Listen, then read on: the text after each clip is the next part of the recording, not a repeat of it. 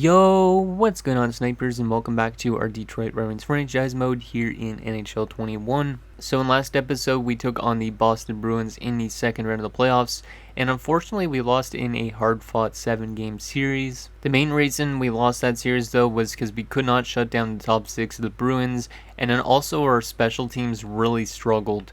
Our penalty kill was horrendous in that round against Boston. If we look at team stats from the playoff-wise, our penalty kill was trash. If we go into our individual team stats, we weren't scoring a whole lot of goals. We were one of the worst goals against team, or actually one of the best goals against teams, never mind.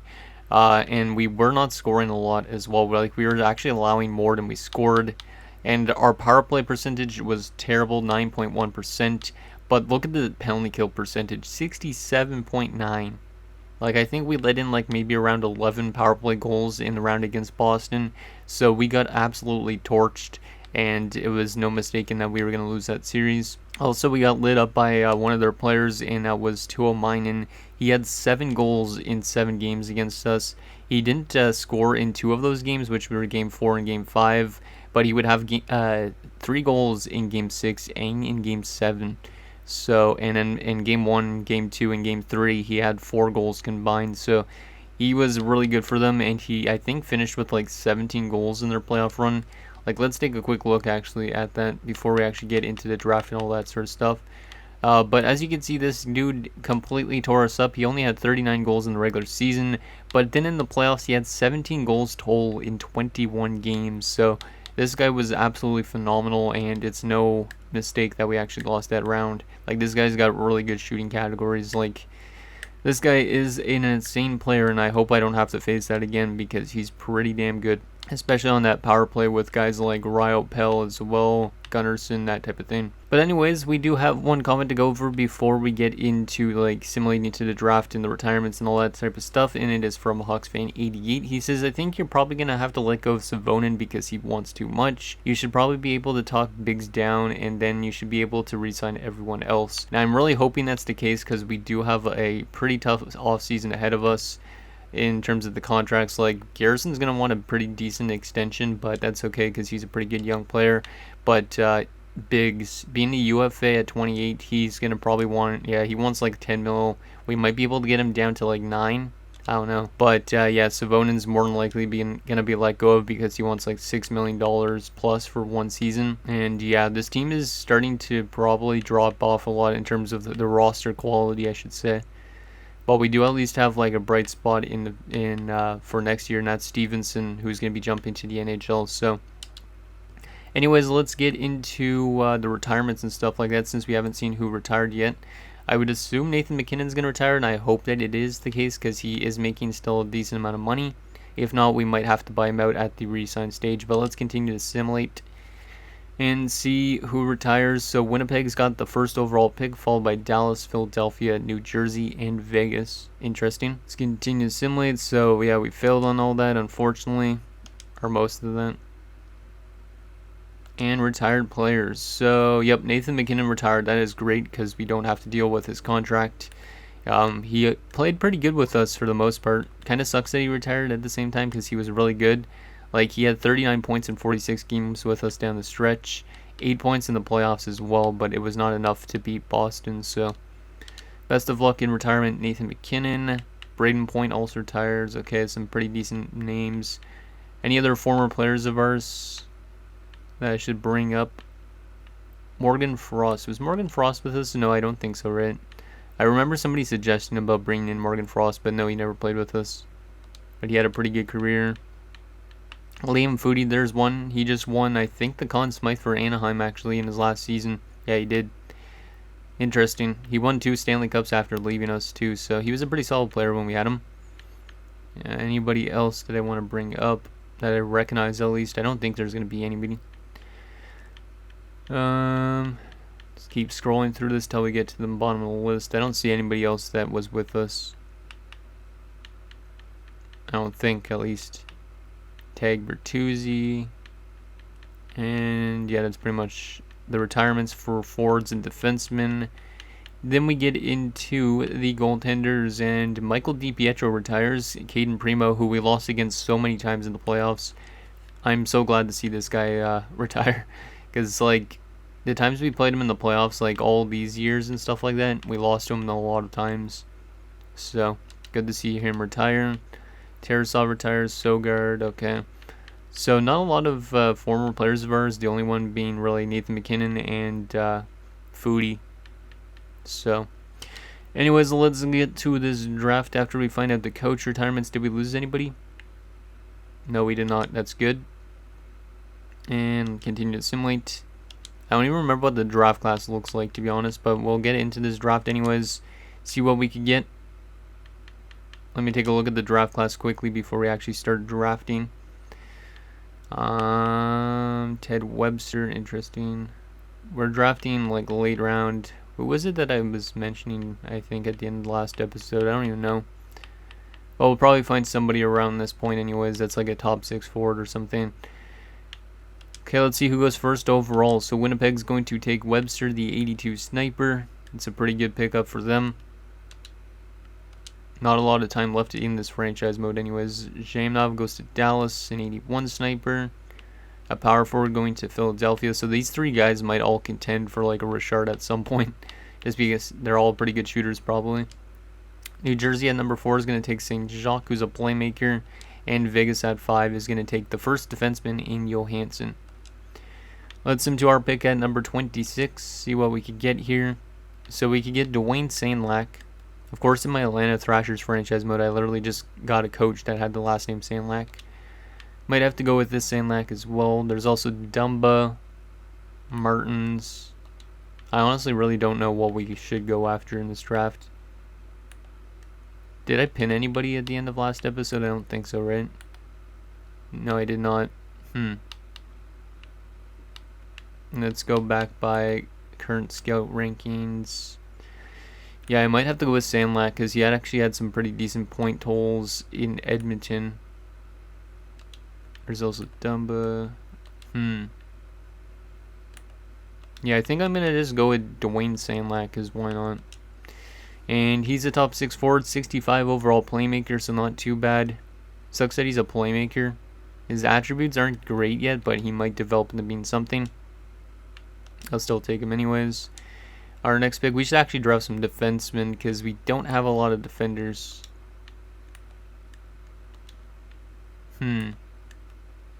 Honestly, don't know who to go for. This draft class doesn't look good, to be honest.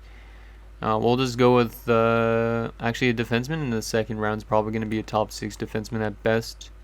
But I'll still take him anyways. Let's just take Vosnar. He's a low top 60. Yeah, this draft is terrible. Actually, we're in the 4th round now. Never mind, not the 2nd round. But still, yeah, this draft is terrible. Does not look good to me. So I might have the draft auto sim the rest to an extent. Flaherty. A fringe starter goalie is not the worst option. Yeah, you know what? We're going to take a fringe starter goalie. Might as well. 60 overall. Just in case we get rid of Punos at some point. Give Vapple. Low elite potentially. Maybe. Hendry, low elite. 5 years away. This guy's closer to being a low elite, but he's probably not based on those stat lines. And his only strength is his reach. I'm going to take a chance with, though, this George's dude. See if he's decent. He's a low top 9, but he's got a decent starting overall. In our final pick of the draft, because we don't have a lot of picks in this draft, which is good. To an extent, Nikolai Goldobin, that's funny. It's like the forward. Jeff Davis, the whitest of all white names. Landon Prust. Yeah, I honestly don't know what to go with. This one's just going to be probably a shot in the dark. Let's just go by potential. This guy's probably not that good. Trying to find somebody with some decent stats. Daniel Smith. That's also a really white name. This guy's got some B attributes. You know, we're going to go with Donald Clough. And he's going to be a bottom 6 forward. That's not terrible. 63 overall. But he's 18. That's not bad. Maybe he pans out. Maybe he becomes an AHL top 6 forward. Let's sim the rest of the draft. And now let's get to the resign stage, which is going to be the tough part of this episode. Because we're going to have to let go of somebody. So our assistant coach needs a contract. We don't really need to bring him back, but I'll see if I can get him back. I actually don't have a lot of money to get him back. Yeah, I don't think I have enough to afford him. So I'll have to offer him less than what he wants. To like 680 something, 660 something. Let's try and get him for less. He's probably not going to accept, but it's not the end of the world. We also got to get back a Russian scout. We actually need to get more scouts, but I keep forgetting to sign some. Let's get that scout. And that's the only scout that needs a contract. Now we get to the resign stage, the toughest part of every franchise mode I find. We only have 25 million in cap. That's not a lot. 25.9. I mean, we don't have that huge of names to re-sign, but let's go to the bottom of this list first and release some of these unsigned guys. Blum maybe could pan out. Yeah, I doubt he will. He's a grinder though, but we'll still sign him up. If he shows not going to pan out, we're going to let him go. Parker, I'm going to get rid of him to make room for Blum, I think. Lutzer, it's got top 6 potential, so we'll sign him up. Bertram needs a contract as well. We're going to let go of Wall. Actually, he's a RFA. We'll let go of Johansson to make some room. We'll disqualify some of these RFAs. Chartrand, we could let go of. Bomick needs a contract. Oh, man, it's going to really suck letting go of Savonin because I'm pretty sure that's what we're going to have to do. Just because we only have 25.9. That's not a lot. My Rudder's 25. Damn, Cracknell, who we brought in as a defenseman, dropped off a cliff after that 1 year. Well, Cracknell, unfortunately, you got to get thrown away. Not good enough anymore. Rudder, see if he signs a 2-way deal. Sedin, I'll give you still a 1-way deal because you might play in our lineup next year. Now we get into our NHL players, which is the tough area. We're going to have to let go of Byer, unfortunately, just because Stevenson's ready. But Byer was still good to be there for 1 year. He was actually a pretty solid backup. So thank you for your time here, Byer. Maybe we'll bring you back at some point again, but I don't know. I'll just qualify these RFAs because I don't really care about giving an RFA a contract, really. The big RFAs that we have to bring back, though, are Wong and Garrison. So, what is a Garrison after? 6 million for 4. I might be able to get him less. Let me just get Biggs first, because Biggs, oh my god, 10.9 for 4 years. That leaves us with only 15 million afterwards. Sheesh. And if we go for less term, he's going to want more money. So, wait. How much did he want? 2 years, I think. 4 years at 10.9. That's like the lowest point we're going to get him at. Or maybe not, actually. No, we could get him for 1 year at 10.5, but I would prefer maybe a longer term deal. Let's see if I could get him for like 3 years at 10.6. Actually, maybe 10.5. But still, this is going to eat up a lot of our cap that we have left. Yeah, Savonin's more than likely going to be on his way out. We should be able to sign Hills too. Yeah, Hills wants a cheap contract. We're going to get Hills back because he was actually pretty good in the postseason when he came into the lineup. So we'll get him back. We'll also give Bertuzzi a contract, maybe 2.5. We should be able to get him back after letting go of Savonin. So I'm going to give Garrison a contract. We'll give him, he'd be UFA. 3 years, he'd be an RFA still. What does he want for 8 years out of curiosity? 8.5, jeez. Yeah, I'll give you a 3-year deal, I think, instead, just because I want you to still be an RFA. We'll give you $6 million, maybe actually less than that, 5.9 for 3. And then Wong is going to be relatively cheap. Yeah, we could get him on a 1-year deal at like 1.8 maybe. And then stuff like Mestre and Yzerman might come back still as well.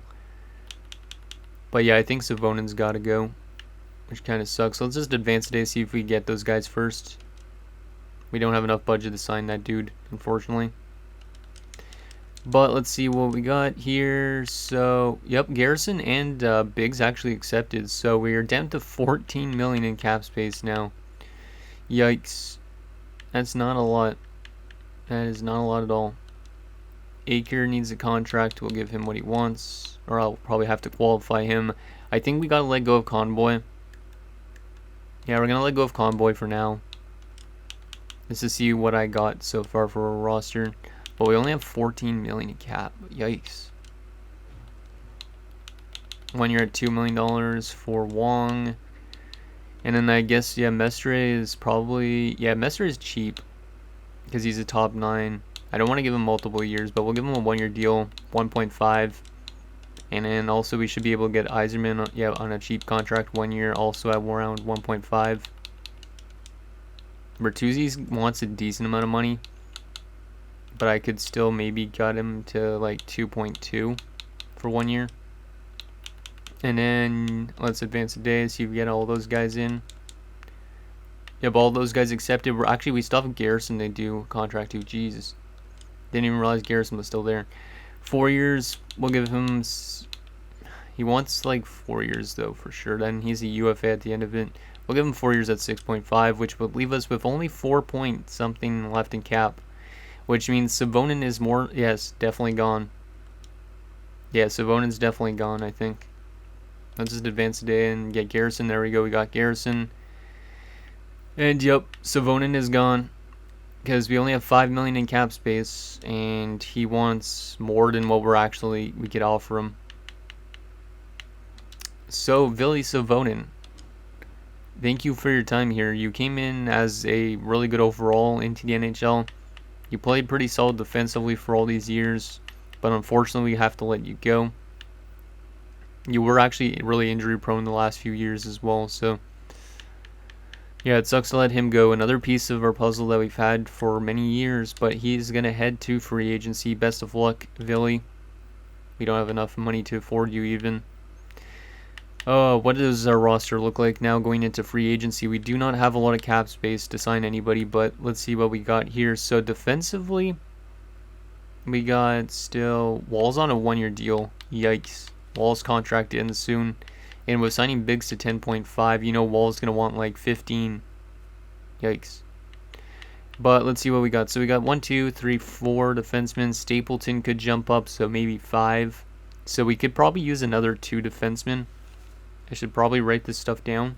So we could probably use another 2 defenders. Maybe one of them as depth, and then one of them as an actual like top 6 defenseman or top 4 if we can even afford one. And then goalie-wise, we are fine. Stevenson's jumped up to an 81, so that's good as a backup. Forward-wise, we got 5 forwards potentially there. 6, 7, 8, 9, maybe 10, 11, 12, 13, 14, 15. Okay, we're pretty good on the forward count. Yeah, we got way more than enough forwards. So we don't need forwards, we don't need goaltending, we just need pretty much 2 defensemen. So we should be actually able to afford one with the amount of cap space we got. Let's just send to free agency. Get those RFAs done with. There you go. And we didn't get our assistant coach, but whatever. Let's take a look at what is out there in terms of free agents. Okay, so if we look at RFAs, not RFAs, UFAs, and we look at defensemen, if we want to bring in a defender, we actually should go by affordable. So the best defenseman we could bring in for the amount of cap space we got only wants 1.325, which is Josh Eaton. But the guy doesn't match our system, probably. But there is some cheaper options, like these 3 defensemen right there. I'll only want like 1.2 and or 1.8. It's pretty cheap actually, but they're all OFDs. So I don't know if I like that. There's also Quirk. Quirk actually might not be a bad option. He wants 3.775 though, which would take up most of our cap space, but might be worth it because he might fit our top pairing. But yeah, that's what's pretty much available for defensemen, which is pretty much the only thing we need. We just need one actual dress defender and I'd say 1 depth defenseman. Then we could play Stapleton on our team next year. So those are all defensemen. There's a lot of depth defensemen, so that's pretty good. And if we wanted to sign anything else, I'll show you guys anyways the forwards. Not that we really need to sign anything. for offense. Yeah, this is just all the affordable options. They're all like 83 and below for forwards if we wanted to bring in a forward, but we need a defenseman first. And we don't have a lot of cap to work with. Rafael, let's hit the headed to free agency again. Same with Nelson Perrin. So some former players of ours going back to free agency, as well as Xavier Jenner's there still. Interesting.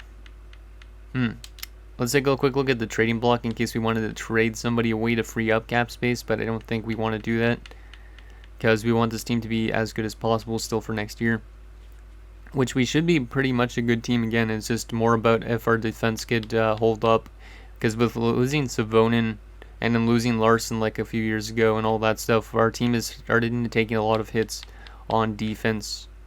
So we got to rely on our goaltenders more than we did in prior seasons.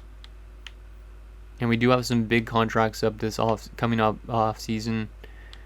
Ramjet Singh's on the block. Our former defenseman we had for a little bit. Philippe Guérin's on the block, but he's making $11 million. It's funny. What else we got here? Just more picks. Yeah, there's not really always a lot of stuff on the block in the off season, I find. It's more in like the actual season, because right now it's just a bunch of picks. So we'll probably have to just sign a defenseman and then sign a depth defender in next episode, and then we'll actually start up the season simulation, and hopefully this team could actually do good with our lack of defense, because it has dropped off a lot. Because we used to have such a strong defensive core, but it is definitely taken a hit the last few seasons. Yeah, there's not really anything out there that's actually grabbing my attention on the block. Like, a lot of these guys are lower overalls, but St. Louis has some pretty good players out there, but we aren't able to afford any of them probably. I wish the salary cap would have went up a little bit, but it didn't. Brett Harrison, interesting. Brady Tkachuk. Yeah, there is some decent forwards, but we don't really have the cap space to work with, especially when we have to sign a defenseman still. So anyways, guys, that's going to do it for this episode of our Detroit Red Wings franchise mode. So in next episode, we will take it to free agency, sign up a couple of defensemen, and start up the season simulation as we look to maybe make it back to the playoffs again. We should probably be able to, because our roster is still pretty good. It's just more about the defensive core I'm kind of worried about to an extent. So let me know what you guys think down below, and I'll see you guys next time.